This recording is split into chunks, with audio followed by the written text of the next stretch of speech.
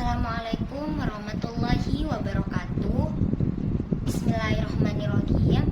Di sini saya beserta teman-teman saya dari kelompok 4 akan menjelaskan atau mempresentasikan hasil observasi UMKM yang telah kami lakukan.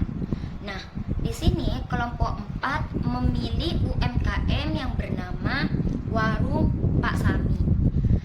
Warung Pak Sami ini adalah warung yang menyediakan berbagai macam makanan. Nah, makanya kami mengambil Warung Pak Sami tersebut sebagai objek dari observasi kami. Masuk ke bab 1, yaitu identifikasi masalah dan data TI. Nah, di mana bab ini adalah untuk mencari masalah apa yang terjadi, terus mengumpulkan datanya, lalu menentukan masalah mana yang paling penting dan harus diperbaiki duluan. Nah, yang pertama adalah data temuan di lapangan.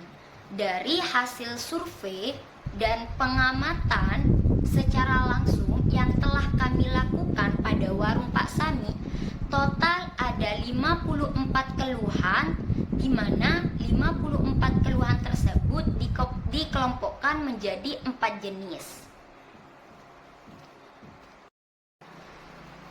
Nah, keluhan yang pertama yang telah kami dapatkan adalah pelayanan lama.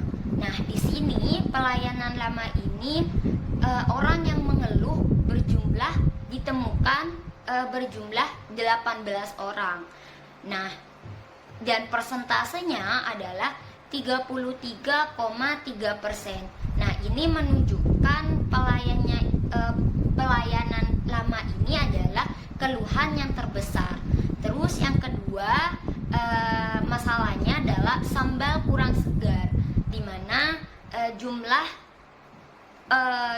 yang ditemukan atau keluhan yang ditemukan adalah 14 orang dan persentasenya adalah 25,9%. Terus yang ketiga adalah ayam kurang fresh.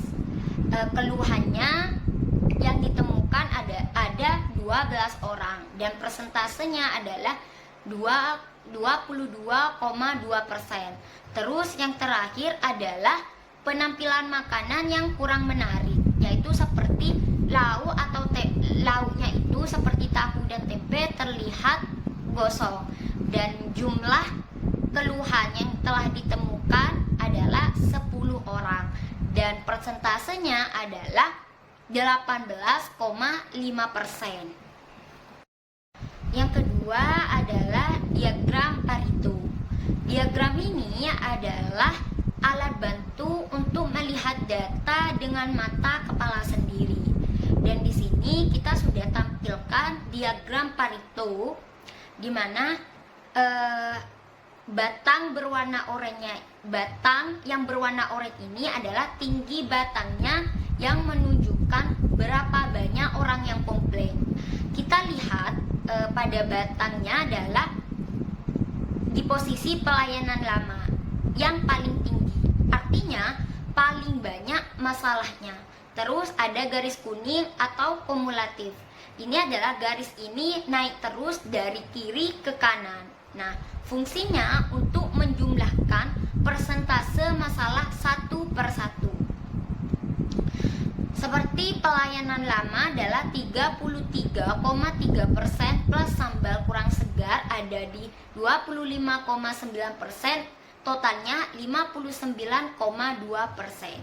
Dan interpretasinya atau kesimpulan pentingnya adalah ini inti dari semua data di atas di diagram dan data tersebut ada prinsip 80/20.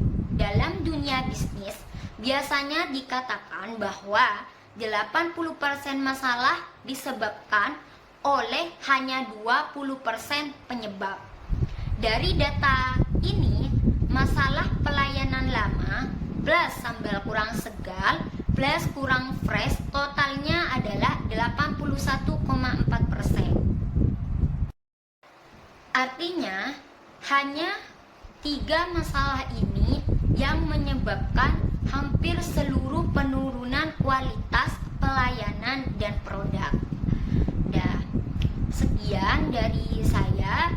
Selanjutnya akan dilanjutkan oleh rekan saya. Terima kasih.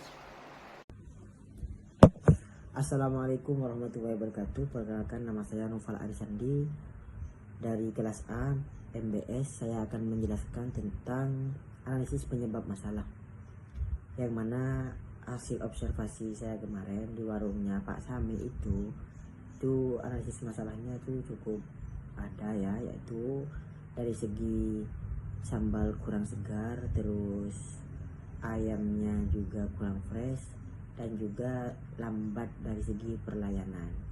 Nah, di sini saya akan menjelaskan dari segi metode fishbone, yang mana metode fishbone diagram itu yaitu yang sering dikatakan itu tulang ikan untuk menemukan akar penyebab masalah.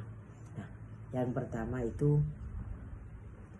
untuk mengetahui penyebabnya di warung Pak Sami itu apa, itu menggunakan 5 faktor utama, yaitu mesin, terus metode, terus juga material, dan juga faktor etika syariah. Yang pertama ya dari segi mainnya, manusianya. Di situ karyawannya cuma 2. Jadi di situ akar masalah yang ada di warungnya Pak Sami. Karena bagaimanapun di sana masih belum masih kayak pelayanannya lambat, karena di sana juga cuma 2 yang melayani. Sambil goreng, ada yang goreng, ada yang melayani, tapi tetap lambat karena ya banyaknya konsumen di sana. Soalnya kan tempatnya juga cukup ramai, biarkan ya di sana juga dari mahasiswa itu. Nah, terus juga dari segi faktor mesin, yang faktor mesin itu peralatan, yang mana dari sisi peralatannya di sana memang juga cukup juga belum cukup komplit ya, karena di sana masih tidak ada yang kayak timer yang mengatur suhu untuk berapa dan kapan masaknya, tidak, tapi di sana ya cuma digoreng-goreng saja seperti itu. Terus yang ketiga yaitu faktor metode, yaitu metode kerja, yang mana di sana itu masih belum terdapat standar operasional prosedur atau SOP, yang mana di sana tidak ada pembagian tugas yang jelas. Contohnya si A bagian masak hari ini, terus si B bagian yang melayani, itu tidak ada seperti itu. Tapi ya di sana sudah ya kerja, intinya kerja, ada yang goreng, ada yang ini. Tapi di situ yang membuat karyawannya itu tidak mempunyai tugasnya masing-masing. Jadi itu yang menjadi penyebab lambatnya, dan juga sambalnya, dan juga segala macam kekurangan yang lain yang sudah saya sebutkan tadi. Terus yang keempat itu ada faktor material, yang mana di situ bahan baku ya. Bahan bakunya di situ masih belum konsisten. Sambal tidak selalu dibuat fresh, karena di situ ya dari situ masih belum ada anggaran bahan baku ataupun produk yang dijual di situ kayak perkiraan itu sehari harus buat sambal berapa kilo, tidak ada seperti itu. Itu yang menyebabkan kadang sambalnya tidak habis, ditaruh di dalam kulkas, nanti itu dijual lagi. Itu yang menyebabkan sambal kurang fresh, dan juga ayam dan segala macam. Nah, di situ yang membuat di situ tuh bahan bakunya masih belum fresh semua, karena ya ada yang kemarin tidak ada anggaran ataupun planning yang mana sehari ini habisnya sekian, tidak ada itu, tidak langsung habis. Terus juga ada faktor etika syariah, halalan thayyibun, yang mana di situ kualitas makanan belum sepenuhnya memenuhi prinsip thayyib. Apa prinsip thayyib? Yaitu baik dan layak konsumsi. Karena di situ masih menurut saya itu di situ yang saya operasikan tadi ya seadanya seperti itu, sederhana saja seperti itu. Terus analisis kritis, yang terakhir itu secara keseluruhan penyebab utama masalah adalah keterbatasan tenaga kerja, dan belum adanya sistem kerja yang terstruktur. Hal ini berdampak pada lambatnya pelayanan serta menurunnya kualitas produk. Selain itu, penggunaan bahan yang kurang optimal juga mempengaruhi rasa dan tampilan makanan. Dari sisi syariah, kondisi ini menunjukkan bahwa aspek tauhid belum terpenuhi secara maksimal. Mungkin hanya itu yang dapat saya sampaikan. Wassalamualaikum warahmatullahi wabarakatuh. Assalamualaikum warahmatullahi wabarakatuh. Di sini saya Wilkotur Rahmania akan melanjutkan presentasi dari rekan saya, yaitu tentang solusi perbaikan. Yang pertama yaitu peningkatan pelayanan. Apa saja solusi perbaikan yang bisa dilakukan dalam peningkatan pelayanan? Yang pertama yaitu menambah minimal 1 tenaga kerja untuk membantu operasional. Yang kedua yaitu membagi tugas antara memasak dan melayani pelanggan. Supaya apa? Supaya bisa cepat. Yang ketiga yaitu mengatur alur kerja agar lebih efisien. Selanjutnya yang kedua yaitu perbaikan kualitas sambal. Bagaimana caranya? Yang pertama yaitu membuat sambal secara berkala dalam kondisi fresh. Yang kedua yaitu menghindari penyimpanan sambal terlalu lama. Yang ketiga yaitu menjaga kebersihan proses pembuatan sambal. Selanjutnya yang ketiga yaitu peningkatan kualitas bahan baku.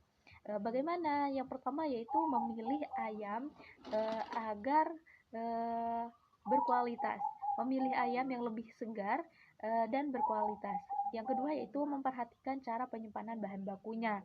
Yang ketiga yaitu menggunakan bahan baku sesuai standar kelayakan konsumsi. Selanjutnya yaitu perbaikan proses pengolahan. Bagaimana caranya? Yaitu mengganti minyak goreng secara rutin supaya apa yang dimasak itu tidak hitam gitu, tidak mudah hitam. Selanjutnya yaitu mengontrol tingkat kematangan makanan. Selanjutnya yaitu menjaga tampilan makanan agar lebih menarik. Selanjutnya yang terakhir yaitu menerapkan prinsip syariah, yaitu halalan thayyibah. Yang pertama apa? Yang pertama yaitu menjaga kualitas makanan agar tetap baik dan layak konsumsi, thayyib. Selanjutnya yaitu mengutamakan kebersihan dalam proses produksinya gitu. Jadi kebersihan itu adalah paling utama dalam proses produksi. Juga yang terakhir yaitu memberikan pelayanan yang jujur dan tidak merugikan konsumen. Mungkin itu saja yang bisa saya sampaikan, kurang lebihnya mohon maaf. Wassalamualaikum warahmatullahi wabarakatuh. Akan menjelaskan penjelasan yang selanjutnya, yaitu tentang prediksi hasil perbaikan dari usaha yang diteliti. Setelah perbaikan ini diterapkan, ada beberapa hasil yang diharapkan. Yang pertama itu waktu pelayanan menjadi lebih cepat, sehingga pelanggan itu tidak perlu menunggu terlalu lama saat memesan makanan. Itu harapan yang pertama. Yang kedua itu harapannya kualitas makanan itu meningkat. Artinya makanan yang disajikan itu lebih segar dan tingkat kematangannya itu lebih baik dari sebelum-sebelumnya, seperti itu. Kemudian yang ketiga itu tampilan makanan menjadi lebih menarik. Kenapa tampilan makanan ini menjadi lebih menarik ini diharapkan? Karena dapat meningkatkan selera makan pelanggan. Kemudian yang keempat itu kepuasan pelanggan meningkat. Kenapa kepuasan pelanggan meningkat ini diharapkan juga? Karena pelayanannya itu dan kualitasnya itu sudah lebih baik dari sebelum-sebelumnya, seperti itu. Kemudian yang terakhir itu jumlah keluhan pelanggan menurun secara signifikan karena masalah-masalah sebelumnya sudah diperbaiki.